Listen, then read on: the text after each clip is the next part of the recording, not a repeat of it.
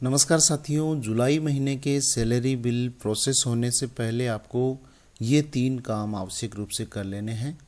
पहला काम, आपके यहाँ जो भी एम्प्लॉइज इंक्रीमेंट के लिए एलिजिबल हैं उन सब के सैलरी इंक्रीमेंट लगाना। तो ये सैलरी इंक्रीमेंट जो टैब है ये एम्प्लॉई मॉडिफिकेशन में है। यहाँ जाके आपको प्रत्येक एम्प्लॉई के जो इसके लिए पात्र हैं, इस बार आईपीआर को भी इसके लिए अनिवार्य रखा गया है कि जिनकी आईपीआर जमा नहीं हुई है उनके वार्षिक वेतन वृद्धि नहीं लगाई जाएगी। और इसमें कंफर्मेशन भी मांगा जाता है कि आईपीआर है वो रिसीव्ड कर ली गई है। तो पहला काम ये है। उसके बाद में दूसरा काम, अब यहाँ पे बेसिक जो चेंज हुआ है उसके अकॉर्डिंग जीपीएफ कटौती को अपडेट करना। कुछ कर्मचारियों के बेसिक चेंज होने से यहाँ पे स्लेब में आपको बदलाव नज़र आएगा। जैसे किसी कर्मचारी की बेसिक है वो पहले 51,500 की रेंज में थी और अब वहाँ 53,000 हो गई है या 52,500 जितनी भी हो गई है, तो ये इस रेंज में हो चुकी है। तो पहले 2,850 रुपये कट रहे थे, तो अब 3,575 रुपये कटने चाहिए। साथियों, यहाँ जीपीएफ में ये कंपलसरी है, आपको ये अपडेट अभी करना होगा। कई साथी ये कहते हैं कि ये अपडेशन है वो मार्च महीने का जब वेतन बनेगा 2026 अप्रैल में, तो उस समय अपडेट नहीं किया जाएगा, उसको अभी अपडेट करना है।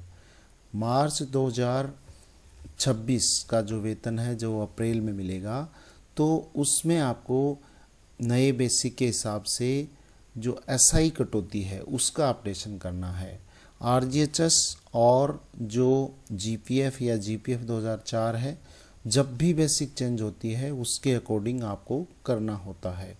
एसआई की कटौती है वो बीच में हम बढ़ा नहीं सकते, तो एसआई की कटौती है वो अकॉर्डिंग टू न्यू बेसिक है वो आगे जब मार्च का वेतन बनेगा उस समय करनी है। तो दूसरा काम अपना ये है, जीपीएफ या जीपीएफ 2004 है उसको अकॉर्डिंग टू न्यू बेसिक करना। तो कुछ कर्मचारी आपको ऐसे मिलेंगे जिनके वेतन यहाँ बढ़ने से वो नए स्लैब में चले गए हैं, उनकी कटौती आपको बढ़ानी होगी। साथियों, यहाँ पे एक बात मैं और बताना चाहूँगा, कुछ साथी अपनी मनमर्जी से सब्सक्रिप्शन लेते हैं। जैसे यहाँ 3,575 है या 4,200 है या 4,800 है, 6,150 है, तो ये कहा जाता है कि जीपीएफ में अपनी मर्जी के अनुसार राशि कटवा सकते हैं। हाँ, निश्चित रूप से आप अपनी मर्जी के अनुसार राशि कटवा सकते हैं, लेकिन कोशिश ये करें कि जो सब्सक्रिप्शन है ये ही आप रखें। 10,500 तक अगर आप कटौती करवा रहे हैं तो आपको जैसे 5,000 के आसपास कटौती करवानी है तो 6,150 या 4,800 इस प्रकार का आप रखें। अगर 10,000 कटवाना चाह रहे हैं तो 10,000 की बजाय 10,500 कटवाएं, क्योंकि ये सब्सक्रिप्शन जो दिया हुआ है उसके अकॉर्डिंग होना चाहिए। और कुछ ट्रेजरीज है वो आक्षेप भी लगाती है। हालांकि इसमें आप बहुत कम ऐसी ट्रेजरीज हैं जो इस पे आक्षेप लगाती है, क्योंकि इसमें इच्छा अनुसार का इसमें है कि आप जो सब्सक्रिप्शन है उससे अधिक भी कटवा सकते हैं। लेकिन 10,500 तक कटवाते हैं तो उस वहाँ इसको आप इस रेंज, ये जो फिगर्स दिए हुए हैं, कोशिश ये करें कि इन फिगर्स में ही रखें।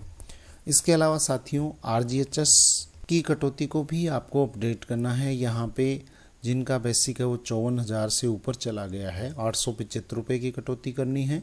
और 33,500 से ऊपर चला गया और 54,000 से कम है, उनके 658। तो कुछ एम्प्लॉय आपको ऐसे भी मिलेंगे जिनकी आपको आरजीएचएस कटौती है वो बढ़ानी पड़ेगी। तो ये आपको ये चेंज करना होगा इसी महीने, नहीं तो आपके इसमें आक्षेप आ सकता है। तो ये 3 महत्वपूर्ण अपडेशन है। पहला इंक्रीमेंट का, दूसरा आपको यहाँ जो जीपीएफ या जीपीएफ 2004 इसको अपडेट कर लेना है, और तीसरा यहाँ पे आरजीएचएस जो न्यू बेसिक के हिसाब से अगर बढ़ता है तो उसको आप अपडेट कर दें।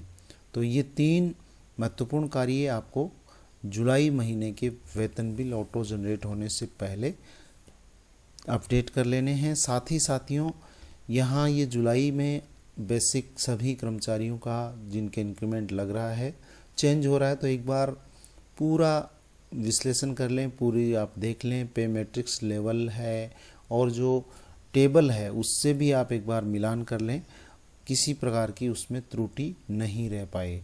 जो पे मैट्रिक्स 7th की जो टेबल है उस टेबल से भी आप उसको मिला लें और किसी का पे मैट्रिक्स लेवल भी आप प्रत्येक कर्मचारी का एक बार चेक कर लें, ताकि किसी प्रकार की इसमें विसंगति नहीं रहे। आज के लिए बस इतना ही। Thank you very much. जय हिंद, जय भारत।